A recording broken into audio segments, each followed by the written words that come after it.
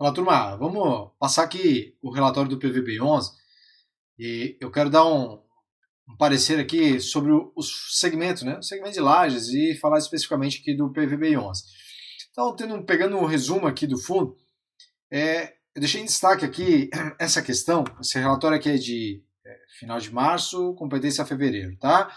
Então, nós temos aqui, o gestor ele trouxe eu diria assim, um número interessante, eles fizeram uma venda interessante aqui, 756 metros quadrados do ativo VOC, reduzindo nossa participação no ativo. Essa transação, esse aqui é um ponto interessante. Essa transação ela foi realizada 30% acima do valor patrimonial. Lá no fato relevante, quando eles soltaram essa venda aqui, o gestor deixou isso aqui em destaque, para mostrar que o valor da cota hoje está 77, no mercado está 76, está por aqui, né? Ela está muito descontada, porque eles venderam 30% acima do VP. O VP aqui é 104,85. Então eles venderam muito acima. E a ideia aqui foi mostrar que, olha só, pessoal, quem não é cotista do fundo, vocês estão deixando uma grande oportunidade aqui. E eu concordo e ao mesmo tempo discordo com o gestor em relação a isso. Por quê? Eu concordo que de fato o gestor mostrou que ele vendeu uma parte ali do imóvel que ele tinha, participação, e gerou ali um lucro aqui de 0,14 por cota.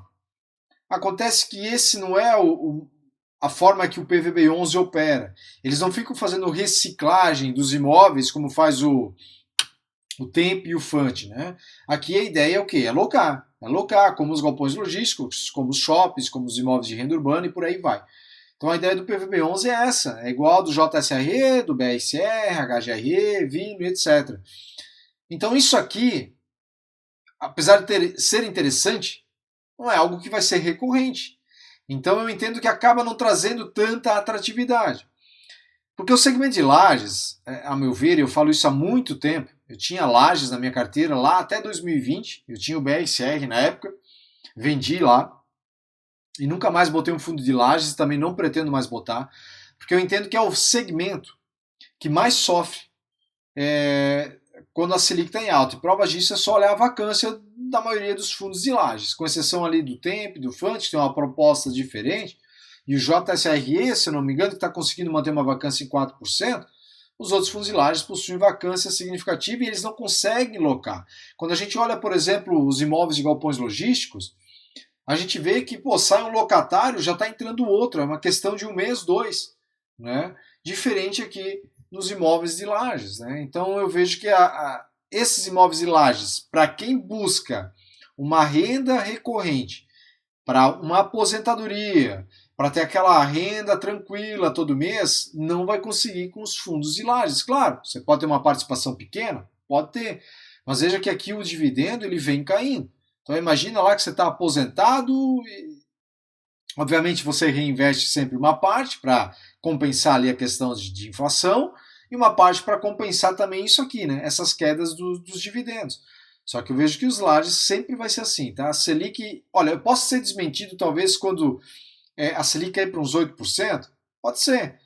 Mas basta a Selic subir, a Selic no nosso país para subir é um tapa, vai acontecer sempre isso aqui, tá? Mas fica aqui uma amostra de que o fundo ele segue bem descontado. De repente, para quem tem uma estratégia onde o ganho é um ganho de capital, talvez comprar 76, 77, esperando aí a Selic cair, a vacância no fundo diminuir, pode ser que quando bater aqui os 100, 105, pode ser que então você vá lá e vende, se essa for a sua estratégia, ok. Mas para quem busca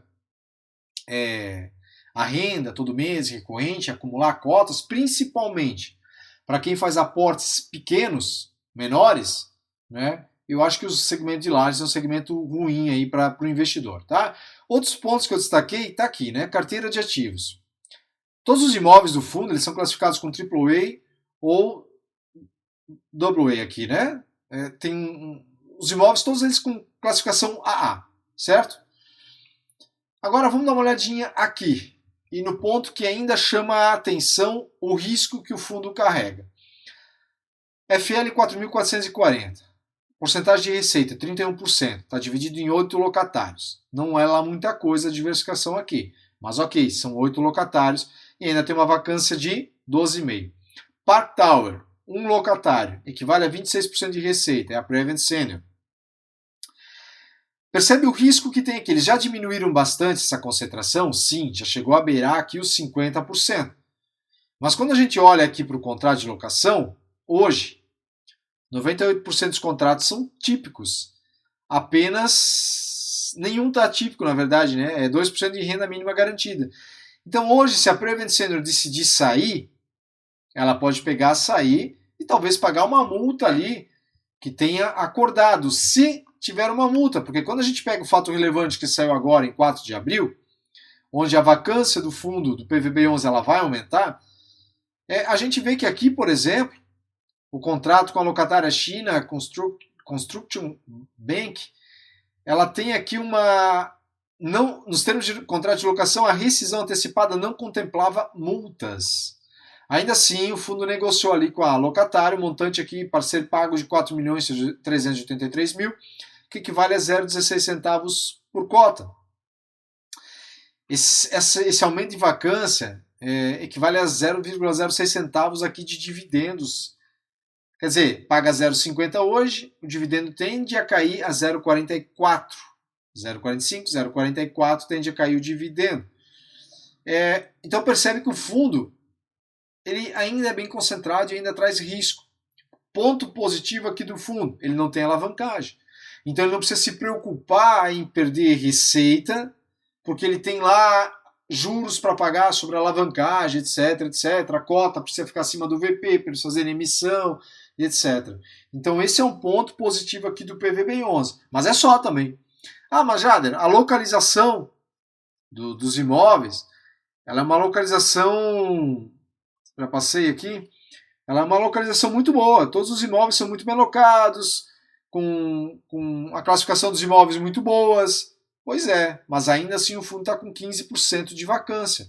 O que eu entendo e vou percebendo é que por mais que o PVB11 tenha imóveis de qualidade, são só mais lajes. Não há um diferencial com exceção da localização, que sim, é um baita ponto importante para se analisar, mas as empresas estão optando por imóveis secundários onde o metro quadrado é mais caro, mais barato. Então assim, eu vejo que o pessoal aqui do PVB11, ou eles vão reduzir essa questão do preço cobrado, ou eles vão ter mais dificuldades para alocar. Tanto é que eles estão mudando a estratégia em um dos imóveis que eles possuem, nesse relatório aqui não está informado, alugando o imóvel já pronto. Eles estão buscando alugar um imóvel redondo, pronto, todo mobiliado e pronto, está aqui, pega. Você entra aqui, locatário, você entra, você não tem custos com a mobília. Né? E me parece que nesse tipo de proposta tende a surtir mais efeitos. Vamos ver, ainda não surtiu. A vacância aqui vai aumentar. Outro ponto aqui, né? Acho que está aqui embaixo, o vencimento dos contratos. Isso aqui, quando a gente olha, a ideia de olhar um cronograma de vencimento do contrato é justamente para quem investe, tem aquela, principalmente quando você já vive da renda, tem aquela, eu diria assim, aquela tranquilidade de saber que você está recebendo esse ano não tem contrato vencendo. É que nem você ter tuas 10 kitnets, tuas 5 salas comerciais da tua cidade. Tu tem lá teu contrato para os próximos 3 anos, você sabe que você tem lá, se o inquilino quiser sair antes, você tem uma multa e tudo mais. Aqui a gente está vendo que tem um contrato que esse ano só vence em 2%, mas a gente viu ali que o inquilino simplesmente devolveu e não tinha multa. Ainda que o fundo foi lá e conseguiu negociar um pagamento extra, mas não tinha multa. Então assim, quando um fundo imobiliário ele tem contratos apenas típicos, ele tem esse risco também. O pessoal reclama dos contratos atípicos, porque na hora de vencer o contrato, a tendência é que o aluguel seja reduzido e tudo mais. Tem fundo imobiliário que tem contrato atípico e está mostrando que o aluguel não vem sendo reduzido. Pelo contrário, ou mantido, ou alguns até subindo um pouquinho, a depender do imóvel e a sua localização. Né? Falando dos galpões logísticos aqui, tá? Então a gente vê que para o segmento de lajes, a dificuldade é maior para alocar. Né? Isso aqui não é uma dificuldade do PVB11, com exceção, eu diria, do KNRI, que foram lá e alocaram 40 mil metros quadrados de um imóvel que sequer está pronto. Né? Só que o KNRI é um fundo híbrido. Né? E locaram já aquele imóvel. Entretanto, se o investidor observar lá no relatório, vai observar que a vacância nos imóveis do fundo ela também vem aumentando. Ela estava em 2 e alguma coisinha nos imóveis de Lajes e agora é 4 e alguma coisinha, tá? Teria que verificar lá. Ela subiu um pouquinho, ainda bem baixo comparado com os outros fundos de lajes brutas aqui, mas ela também vem subindo um pouquinho, né? Mas com exceção disso, o KNRI foi lá e mostrou que conseguiu locar 40 mil metros quadrados praticamente com um imóvel que ainda não estava pronto. Então, parabéns ali para a gestão. Obviamente que o preço do metro quadrado lá é menor do que o preço pedido aqui, não é? Aqui eu deixei em destaque porque as despesas imobiliárias do fundo elas também tendem a aumentar. Nova vacância, novos custos para um imóvel vago. Tem que sempre lembrar que como o fundo tem a vacância, ele também tem custos. Ele tem custos com IPTU, com faxina, com reformas que pode precisar do imóvel e está lá vago. Então ele não recebe o aluguel e continua tendo custos ali dentro. Isso gera despesa para o fundo, que automaticamente gera despesa para quem? Para quem é cotista, né? Para os cotistas do fundo, que vão ter essas despesas e acabam vendo, diria assim, entre aspas aqui, um problema mais profundo, né? Porque ele tem que gastar lá o que ele consegue reter ali para suprir essas necessidades com pagamentos de IPTU e outras reformas que, se tivesse alocado, podia ficar mais no caixa do fundo, né? E assim não sobra muito.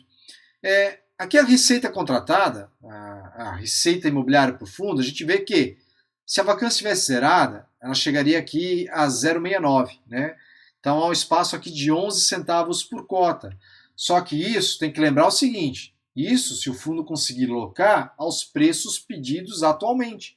Alguns imóveis estão acima de 300 metros quadrados. Eu acho que o fundo vai ter que ceder, ele vai precisar reduzir e automaticamente então a receita potencial aqui ela seria menor, né? Então assim, eu vejo que o PVB11, como outros fundos de lajes, eles têm dificuldades, vão sempre ter dificuldades, mesmo que a Selic caia um pouquinho, vão ter essas dificuldades para alocar, porque eu acho que os imóveis de lajes, a localização, apesar de ser muito importante, o PVB11 vem de forma ingrata aqui, provando que não é bem assim essa questão de localização, né? Pelo menos para os imóveis de lajes, diferente para os imóveis, por exemplo, de galpões logísticos, que aí sim a localização é muito mais importante, eu acho, que o de lajes, porque lajes as pessoas conseguem se locomover, mesmo ali para quem de repente mora em São Paulo, falando especificamente, mora um pouco mais distante, de repente lá vai ter que ir uma distância maior, mas a empresa muitas vezes ela não se preocupa muito com isso, ela quer saber do preço que ela vai pagar no aluguel, né? Então aqui fica um resumo do PVB11 e aí cabe ao investidor decidir se vale a pena ou não comprar ao preço atual.